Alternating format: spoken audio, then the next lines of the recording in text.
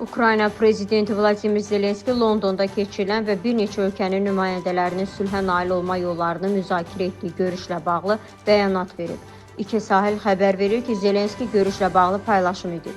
Bugün çoxlu emosiyalar oldu, amma yaxşıdır ki, 5 ölkə sülhə yaxınlaşmaq üçün bir araya gəldi. Ukrayna, Amerika Birləşmiş Ştatları, Böyük Britaniya, Fransa və Almaniya tərəflər öz baxışlarını bildirdilər və bir-birinin mövqelərinə hörmətlə yanaşdılar. Zelenski Amerika Birləşmiş Ştatlarının öz baxış bucağını paylaşdığını, Ukrayna və digər Avropa ölkələrinin də öz hazırladıkları təklifləri təqdim etdiklərini deyib. Ümid edirik ki, məhz bu cür birgə iş uzun müddətli sülhə gətirib çıxaracaq. Tərəfdaşlarımıza təşəkkür edirik. Ukrayna həmişə öz konstitusiyasına uyğun şəkildə hərəkət edəcək və biz tam əminik ki, tərəfdaşlarımız, xüsusən də Amerika Birləşmiş Ştatları öz güclü qərarlarına uyğun olaraq hərəkət edəcəklər, Zelenski əlavə edib.